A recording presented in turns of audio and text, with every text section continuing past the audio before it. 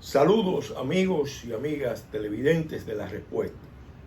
Reciban un cálido saludo del doctor Marino Benicio Castillo. En esta ocasión no estará con ustedes y nos encomendó que hiciéramos la presente entrega de La Respuesta, como siempre, tratando de responder inquietudes, preocupaciones acerca de temas de interés nacional o de interés de sectores representativos de la vida de la nación. Ustedes recordarán que hace unas semanas, en una respuesta que nos tocó producir, abordamos un conjunto de temas relacionados con la seguridad nacional y ciudadana. Dentro de esos temas tocamos uno que por sus implicaciones, por sus repercusiones, vamos a volver a tratar en este programa. Nos referimos a la necesidad, a la urgencia, diríamos, de modificar la Ley General de Armas. La Ley General de Armas es de reciente aprobación, relativamente. Derogó un estatuto legal que tenía décadas y en muchos aspectos se puede considerar una ley moderna, una ley avanzada, pero hay aspectos de la misma que sin dudas tienen que ser ajustados, tienen que ser modificados. Y la Fuerza Nacional Progresista, con su averaje, con su conocimiento, con su experiencia en materia legislativa, asumió el compromiso de presentar a la consideración de las diferentes bancadas, y especialmente a la bancada que encabeza el buen amigo Elías Wessing Chávez, pero la vamos a presentar a todas las bancadas, un anteproyecto de ley de modificación de la Ley General de Armas en aspectos puntuales, porque creemos que esa ley es perfectible, que esa ley tiene puntos que son insostenibles. Nos referimos en primer lugar a una medida que, como señalamos en el programa anterior, resulta abiertamente discriminatoria. Discriminación por edad, discriminación contra los jóvenes para acceder a tener un permiso de armas de fuego, de porte o tenencia de armas de fuego en República Dominicana. De acuerdo a la legislación vigente, se necesita tener una edad superior a 30 años. Pero una persona a los 18 años puede ser llamada al servicio militar obligatorio cuando el país lo necesite. Puede ingresar a las Fuerzas Armadas y a la Policía Nacional. Puede acceder a tener licencia de conducir, es más, a una edad todavía menor. Y uno que sabe las estadísticas, que conoce las estadísticas del país, sabe que hay en nuestro país más muertes provocadas por accidentes de tránsito que por armas de fuego. Y a los jóvenes de 18 años en adelante se les permite, de 16 años en adelante, se les permite conducir. Lo mismo decimos con las bebidas. A los 18 años pueden beber y pueden conducir, lo que plantea también unos riesgos mayores. Sin embargo, no pueden acceder a tener una licencia de armas sino hasta los 30 años de edad. A los 21 pueden ser regidores. A los 25 pueden ser diputados y senadores. Pero no pueden tener un arma de fuego. No tienen derecho, no tienen la prerrogativa legal de tener un arma con licencia legal. ¿Cuál es uno de los resultados de esa disposición? Que hay muchos jóvenes que pueden tener afición a las armas o necesidad de un arma, que van a buscar un arma ilegal. Van a portar un arma ilegal o van a tener en su casa armas ilegales. Entonces, nosotros entendemos que esa medida que genera esa distorsión debe ser corregida, porque además tiene otras implicaciones. Los que se han opuesto a que se establezca una edad menor de 30 años, en realidad algunos lo hacen de la mejor buena fe, como el querido buen amigo, el padre Luis Rosario. Otros tienen una visión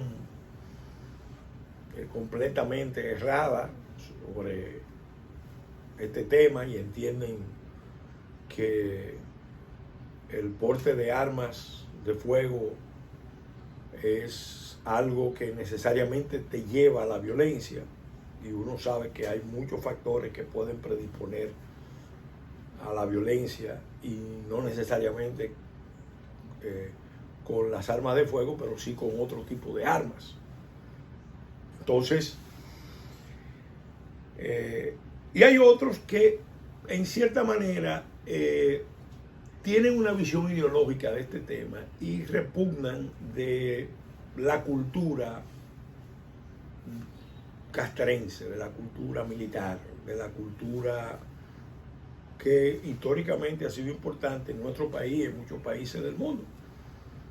Que la gente se eduque para su defensa, la defensa de su familia, la defensa de lo suyo, la defensa de su país, en el uso correcto de las armas.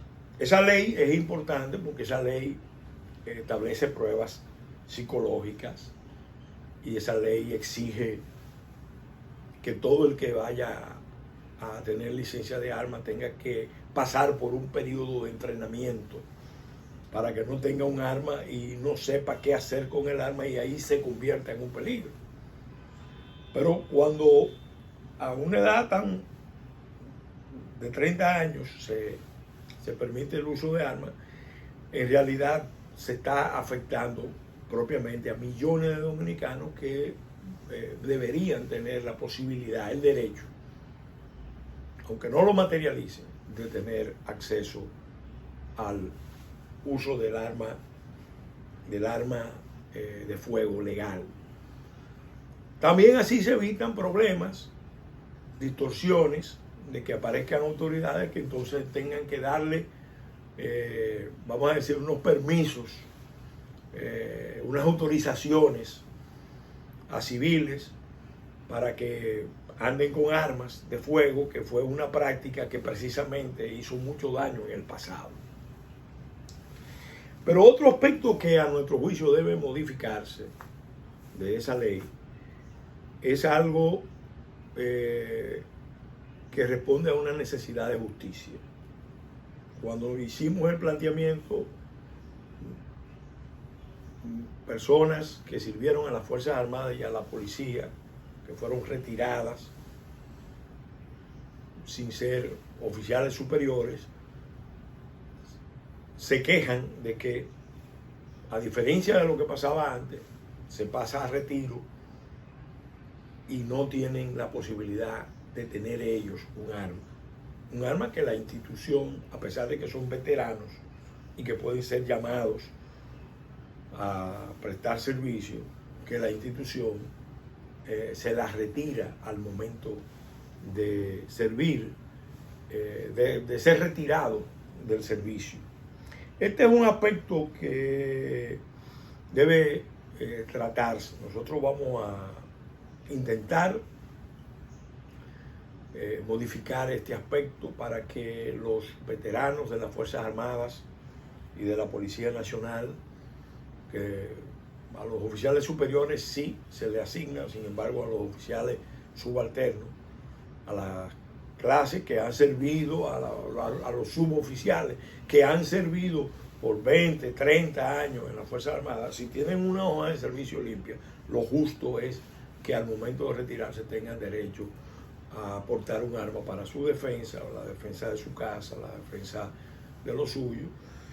Sé que surge un punto de contradicción porque hay en desarrollo empresas privadas que están empleando personal de seguridad y que pueden ver en el hecho de que un veterano tenga un arma, pueden ver eventualmente una persona que puede hacerle competencia en el mercado laboral. Yo creo que se pueden encontrar fórmulas para facilitar que estas personas, después que terminen el servicio en las Fuerzas Armadas, tengan la facilidad de entrar, por lo menos hasta una edad determinada, a servir en las compañías de seguridad privada.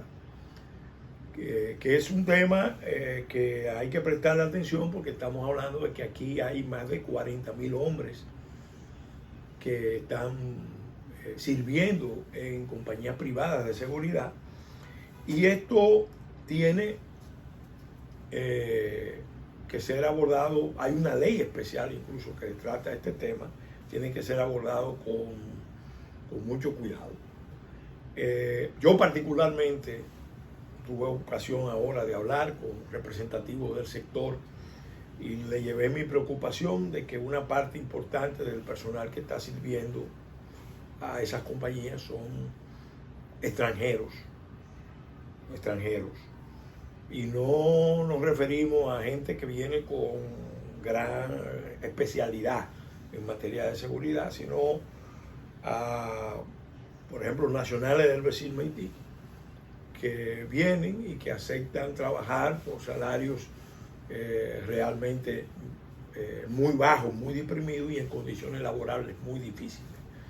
Y yo mismo he planteado y reitero aquí que esa debe ser una preocupación de seguridad nacional y de seguridad ciudadana, porque no hacemos un gran servicio a la seguridad nacional si tenemos miles de hombres del vecino país sirviendo en compañías de seguridad, portando armas de fuego, cuando aquí hay muchos dominicanos que pueden perfectamente hacer ese trabajo. Esa debería ser una zona restringida exclusivamente para nacionales dominicanos por muchísimas razones. En otro orden, esa ley se estableció con la mejor buena fe el trámite de marcar las municiones y marcar las armas. Yo pienso que es un tema que debe ser objeto de una gran discusión, porque las armas ya de por sí, cuando son fabricadas, vienen marcadas. Las compañías que fabrican armas y municiones, marcan las armas y hay maneras de rastrearlas. Establecer en República Dominicana un sistema de marcaje específicamente nacional, aparte de que complica más el proceso de acceder a las armas y que las armas estén en condiciones de legalidad, produce un costo adicional y no necesariamente con esa medida se va a garantizar un mejor control de las armas en República Dominicana y de su uso. Hay un aspecto que yo quiero reiterar, que lo traté la vez anterior, pero lo quiero reiterar ahora, que amerita también una decisión rápida de las autoridades. Un llamado al ministro Jesús Vázquez, que esperamos se restablezca pronto, porque anunció recientemente que está afectado por el COVID, buen amigo Jesús Vázquez. y al presidente Luis Abinader. Creo que es necesario que se derogue el decreto presidencial que prohíbe la importación de armas y de municiones. Ahora mismo tenemos un problema de ingresos de armas ilegales y de municiones ilegales. Y eso tiene que ver mucho con el hecho de que se han establecido las condiciones para que florezca un mercado negro de armas y de municiones. Entonces, esa es una medida que nosotros vamos a plantear como parte de este conjunto de iniciativas que consideramos importante para mejorar la seguridad ciudadana, porque la seguridad ciudadana no debe ser responsabilidad de la Policía Nacional, de los organismos de seguridad del Estado. No. Los ciudadanos también tienen su cuota de responsabilidad. ¿Qué tenemos que hacer? Tenemos que hacer lo que han hecho muchos países. Una parte importante de la población debe tener condiciones para acceder a las armas en condiciones legales, manejarlas con responsabilidad, pasar por procesos de entrenamiento, de educación y estar permanentemente monitoreados y evaluados, porque tampoco se trata de darle un instrumento de muerte a una persona desaprensiva. De ninguna manera nosotros apoyaríamos eso. Pero vuelvo al inicio. Aquí a los 18 años de edad, sin demasiados requisitos, se pone en manos de una persona que cumple con una serie de trámites el derecho de conducir un vehículo. Y ese vehículo muchas veces, combinado con la ingesta de alcohol, se puede constituir en un arma más peligrosa que una ametralladora o una pistola. Entonces, vamos a venir esta semana con una propuesta de ley que vamos a llevar al Congreso y esperamos que se abra el debate, sobre todo en estos momentos donde el país necesita de muchas maneras fortalecer su seguridad interior y su seguridad exterior. Quiero tratar también otro tema de actualidad. Ustedes recuerdan que nosotros hicimos una consideración sobre el anuncio que hizo el ministro de Hacienda, Jochi Vicente, en el sentido de que el gobierno logró el gran éxito de colocar una emisión de bonos de 3.800 millones de dólares en la bolsa de valores y que hubo una oferta adicional de cerca de 8.000 millones de bonistas dispuestos a comprar hasta 8.500 millones a una tasa que hay que reconocer que resulta interesante en estas condiciones que está viviendo el mundo. En ese momento nosotros hicimos un planteamiento. Es necesario, es muy importante que el gobierno le explique al país cuáles fueron las propuestas, cuál fue la presentación país que se llevó a los mercados internacionales, porque el país no la conoce. Y se supone que esa no es una deuda del gobierno, es una deuda de todos. Entonces es necesario que todos los ciudadanos tengan un conocimiento de cuál fue la presentación que hizo el gobierno a los mercados de capital. También es importante saber, si el gobierno lo sabe, y creo que el gobierno tiene medios para saberlo, quiénes fueron los que compraron esa emisión de 3.800 millones de dólares en estas circunstancias. Eso también es muy importante porque esos bonos es verdad que cambian luego de manos, pero a veces el tener el control de la deuda de un país es tener también un instrumento para conseguir otras cosas, para lograr otros objetivos. Entonces es importante que el gobierno haga un ejercicio de transparencia y le diga al país, miren, estos bonos fueron presentados con esta propuesta. El ministro dijo que la propuesta que hizo el gobierno fue de gran satisfacción a los bonistas, que resultó muy atractiva y que eso fue lo que motivó a los bonistas a invertir 3.800 millones de dólares en esa colocación. Y eso también tiene que ver mucho con algo que está en el ambiente, se ha estado discutiendo. Se ha estado discutiendo el tema de la política del gobierno, aprovechando la nueva legislación de alianza público-privada, pero por otro lado, se ha planteado y se ha negado las dos cosas, que en algún momento futuro, próximo, se va a hacer una propuesta de reforma fiscal. Nosotros en este punto queremos hacerle una sana advertencia al gobierno. Esta crisis es muy profunda, es una crisis muy compleja, muy honda. Sin embargo, tiene la ventaja de que nos ofrece la oportunidad de relanzar la economía, de recrear la economía sobre otras bases. Y particularmente nosotros en la Fuerza Nacional Progresista hemos dicho hace muchos años que si se va a hablar de reforma fiscal aquí, la reforma fiscal que procede es para bajar impuestos, para bajar aranceles, para bajar cargas. Tiene que venir acompañado también de una reforma de mercados, porque aquí todo el mundo sabe que la economía dominicana está cada vez más concentrada y por tanto cada vez más yugulada y capturada por monopolios y oligopolios. Y eso hay que incorporarlo a la carga que soportan las personas y las empresas.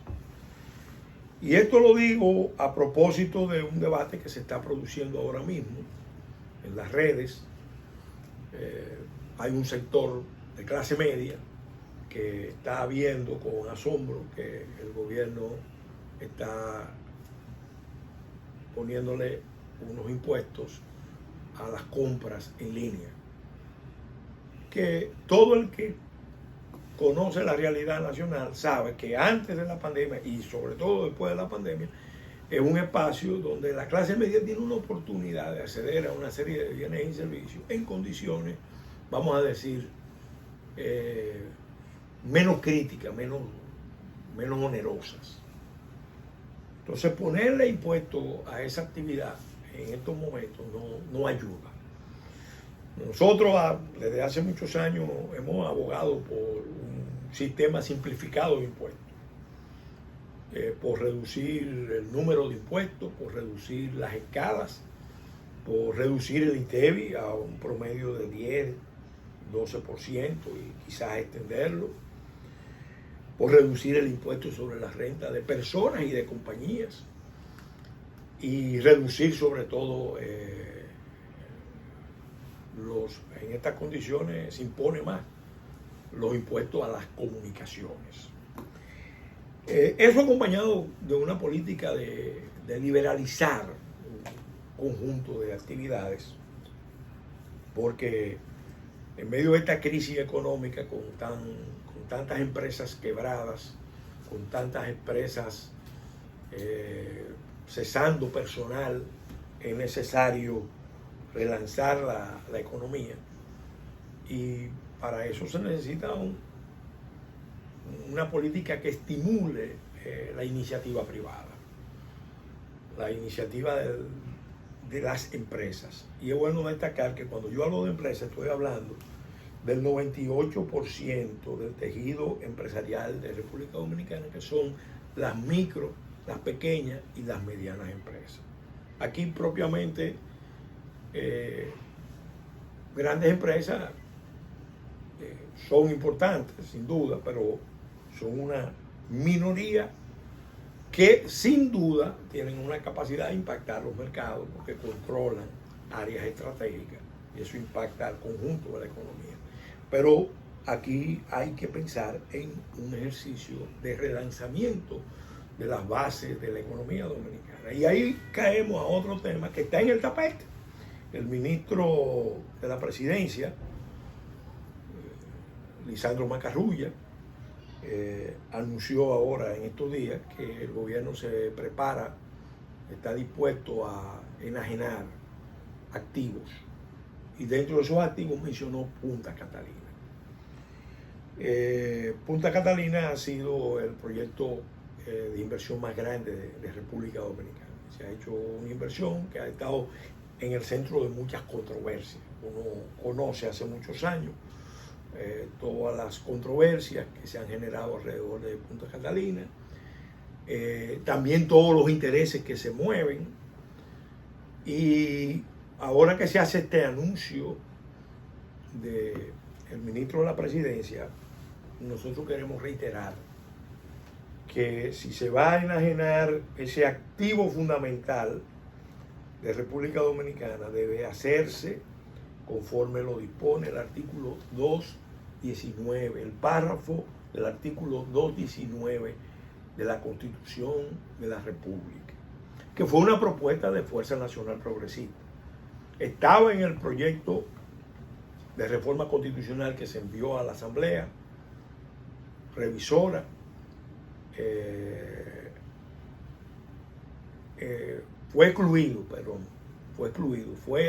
estaba en el proyecto elaborado por la Comisión de Juristas, fue excluido en el que se envió a la Asamblea Revisora, y a nosotros nos tocó la responsabilidad de restablecerlo.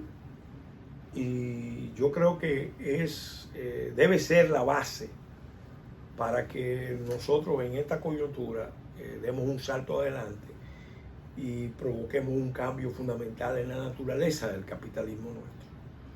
Nosotros tenemos un capitalismo muy deformado, está en manos de unos pocos grandes grupos que controlan el grueso de la economía.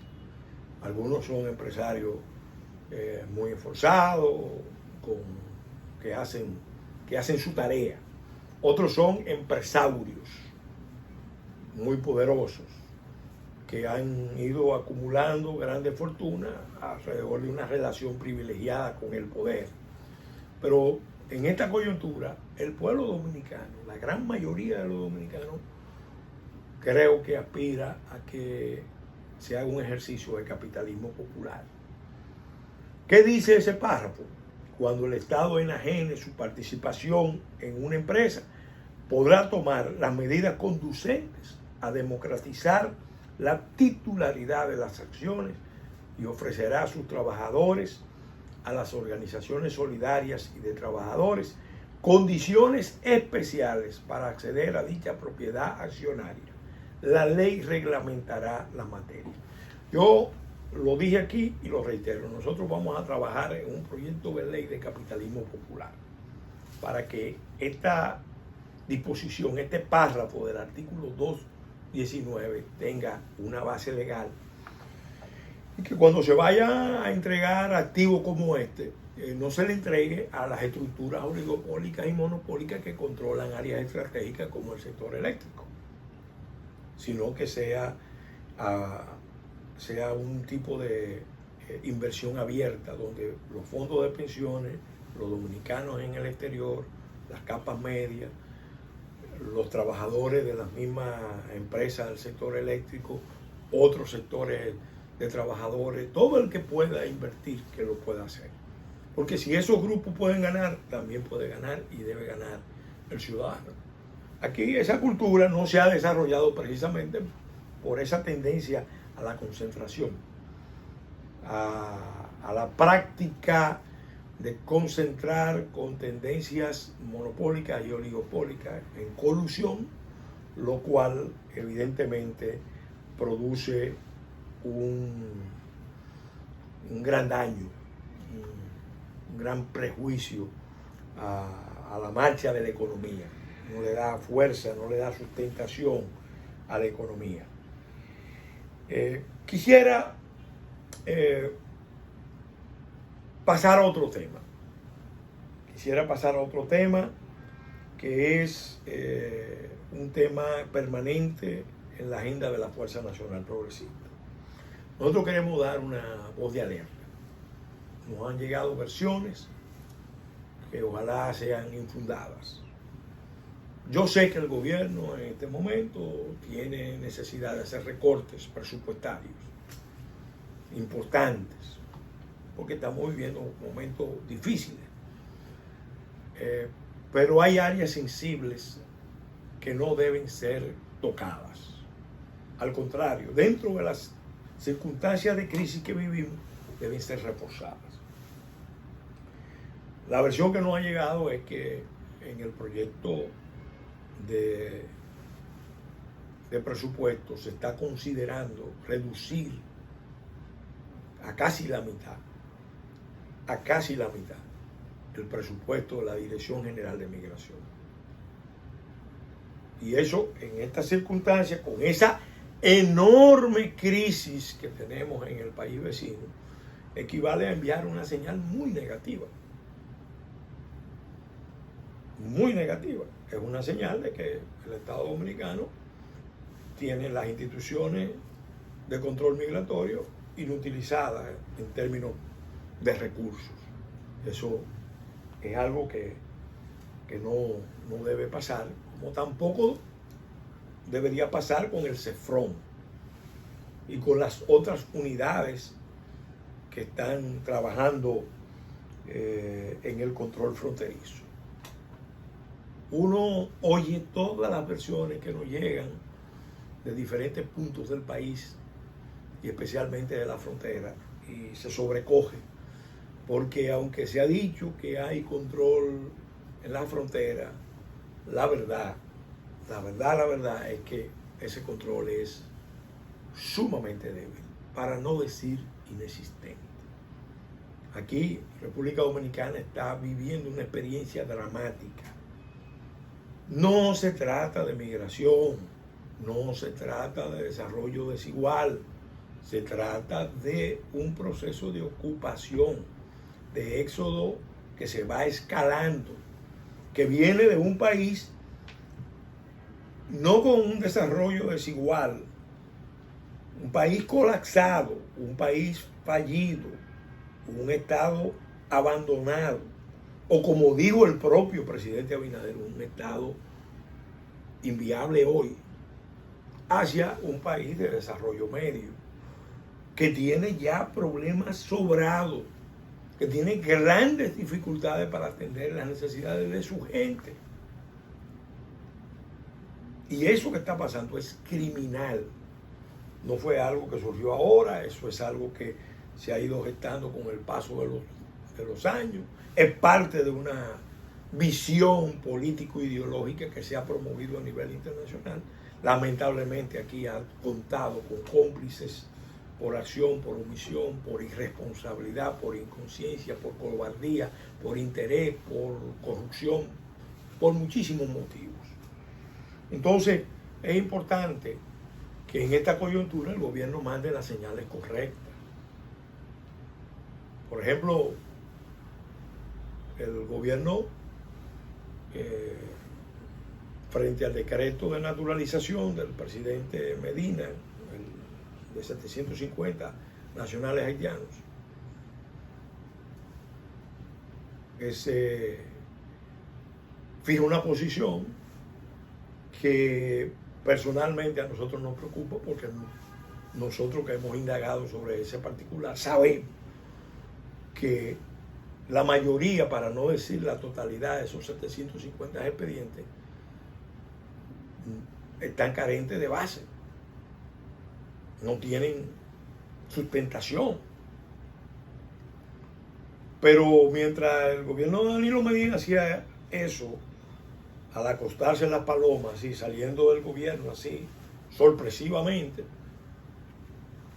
justo el día conmemorativo de la sentencia 168, ACNUR, que siempre ha estado en los últimos años muy activo, tratando de imponerle a República Dominicana decisiones contrarias a sus intereses, a lo que han decidido sus poderes públicos nacionales, entonces le pide al gobierno que resuelva el problema de apatridia de 6.400 casos.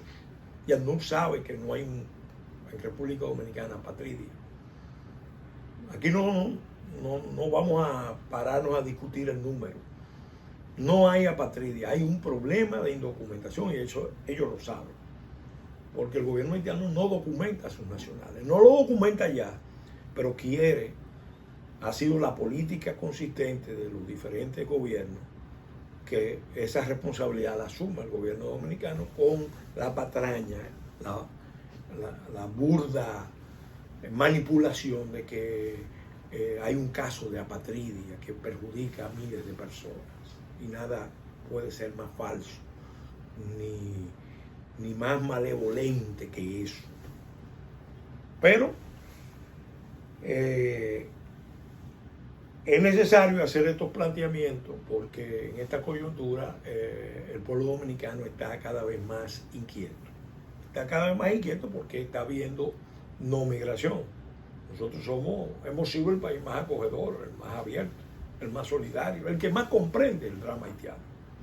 Sin embargo, esto no es migración, esto no es un flujo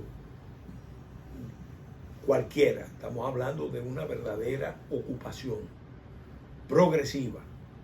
Donde más se nota es en los pueblos de la frontera, donde hay ya más incidentes de comunidades dominicanas con haitianas, de dominicanos y haitianos, es en la región fronteriza, pero se está dando en otras partes.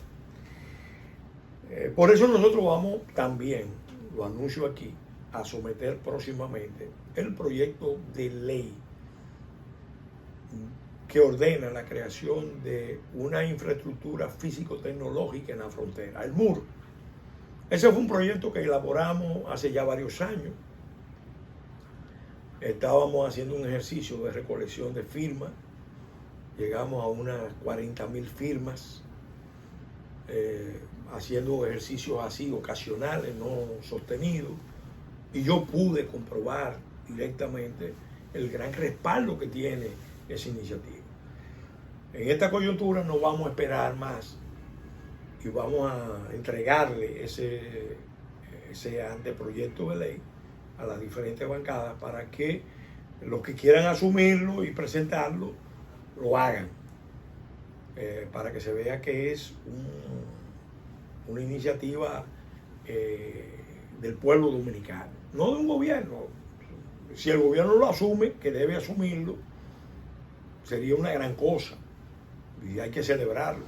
De hecho, ustedes recuerdan que en el programa anterior nosotros le pedimos al presidente Abinader, y sacamos una declaración en esta semana, que no dilatara, que no aplazara más el cambio en la política exterior que él prometió. República Dominicana tiene que pasar a una fase proactiva de política exterior, reclamando la solución internacional de los problemas de Haití en Haití. Y tiene que hacerlo antes de que estalle una situación de inestabilidad en la isla. Porque en Haití todo el que está medianamente informado sabe que se está preparando un escenario de confrontación. Un grupo que está trabajando para imponer una dictadura, modelo duvalierista, y otro grupo que está trabajando para una revolución. Y si fuera un choque solamente entre los haitianos, fuera un asunto muy serio, pero es mucho más serio porque está involucrando a fuerzas del continente, a fuerzas de Norteamérica, a fuerzas de Sudamérica, que están haciendo llegar armas, municiones, dinero. ¿Qué va a pasar si en Haití hay una guerra civil y se produce un desplazamiento de haitianos o una presión hacia República Dominicana? ¿Cuál va a ser la posición del presidente Abinader, del gobierno dominicano sobre ese particular? ¿Van a abrir las fronteras? ¿Van a abrir campamentos? El pueblo dominicano ya vivió la experiencia y eso tenemos que agradecerle al doctor Balaguer, que resistió la presión de un escenario parecido a este.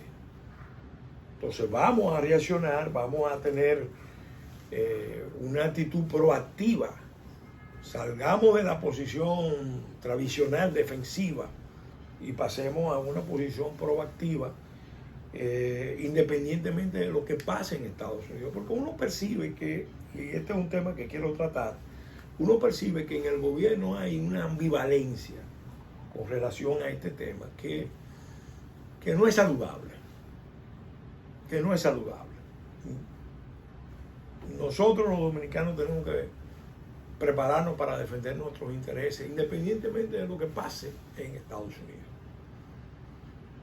Nos interesa mucho lo que pasa en Estados Unidos, porque evidentemente si ganan los demócratas con la fórmula Biden-Harris, la agenda de fusión que se planificó, que la impulsó Clinton, que la impulsaron los Kennedy, Obama, va a acelerarse, se va a escalar, van a incrementarse las presiones y entonces eso va a generar un escenario peligrosísimo, porque el pueblo dominicano no va a aceptar eso, que eso es bueno que se vaya entendiendo. Si gana el presidente Trump, nadie crea que el presidente Trump va a venir a resolvernos este problema. Sin duda tiene una ventaja para nosotros, que es que la agenda del presidente Trump nos da un chance, nos da una oportunidad de replantear nuestros intereses y pudiéramos lograr algo muy importante con la política norteamericana hacia la región, que va a cambiar enormemente si gana el presidente Trump en relación a Venezuela y Cuba. Va a cambiar y debe abarcar a toda la región Gran Caribe, que es la región donde está la isla de Santo Domingo como su centro geopolítico. Entonces ahí hay una oportunidad en el contexto del gran reordenamiento de la economía mundial, donde los flujos de suministro, de las cadenas de suministro se están reorientando. Hay una oportunidad de levantar Haití, de estabilizar Haití en Haití, y al mismo tiempo nosotros mismos tener un florecimiento de nuestra economía ya en otro contexto. Lo que implicaría también asumir compromisos serios de seguridad regional y continental. Esto hay que recalcarlo porque todo el que ha seguido este tema recordará que el presidente Abinader lo dijo en una campaña, lo dijo en programas internacionales, lo dijo en su discurso. República Dominicana va a mantener una relación especial con Estados Unidos. Tiene motivos, una comunidad de intereses importante para mantener una relación especial con Estados Unidos. Y ha dicho que hay áreas estratégicas donde China no podrá invertir, donde China no podrá hacer presencia. Pero nadie debe llamarse engaño. China está en esta región dentro de un juego geopolítico cada vez más claro, propiamente dentro de lo que se conoce como guerra híbrida, un nuevo concepto de la guerra, tratando de demostrarle al mundo que Estados Unidos es un tigre de papel. Esa expresión fue la expresión que usó Mao Zedong, hablándole a Khrushchev, le dijo: Estados Unidos es un tigre de papel. Y ahora en el Caribe la estrategia china es esa, nadie se confunda. Que nadie crea que China popular, dirigida por el Partido Comunista Chino, está empeñada en un desarrollo pacífico, en un desarrollo armónico, en ventaja de todos los pueblos de la tierra. No, no. Está aquí en esta región, que es el Gran Caribe, lo que llaman el Mediterráneo americano, probando que Estados Unidos es un tigre de papel, o como dijo el coronel Lin Finyu del Ejército Popular Chino, un pepino granado tintado de rojo. Un pepino tintado de rojo. Entonces nosotros no podemos prestarnos a ese tipo de juego de geopolítica porque nos puede costar muy caro. Y lo digo porque también China está muy agresiva, muy proactiva, está en muchos sentidos cada vez más desafiante y lo hace directamente o lo hace a través de sus representantes locales que a pesar de los vínculos que pueden tener con el gobierno, están escribiendo en los medios nacionales con ataques encendidos, muy encendidos, en contra de la administración norteamericana. Hay un grupo de dominicanos, y esto es bueno destacarlo, entre lo que hay un grupo de dirigentes de la Fuerza Nacional Progresista, pero hay de diferentes corrientes, gente muy notable, de diferentes campos profesionales, de diferentes actividades, que recientemente constituyó el grupo Dominicanos Amigos de Taiwán. Yo soy el coordinador. Ese grupo tiene objetivos muy claros. En primer lugar, restaurar, reparar, desagraviar en la medida de lo posible lo que fue un desaguisado, una actuación penosa del gobierno pasado con relación a Taiwán. Taiwán no merecía el trato que le dio República Dominicana. Después de más de 70 años de relaciones. Entonces, ese grupo surge en primer lugar con ese objetivo. Surge también con el objetivo de restaurar y de relanzar esas relaciones en la medida de lo posible. Estamos trabajando en esa dirección.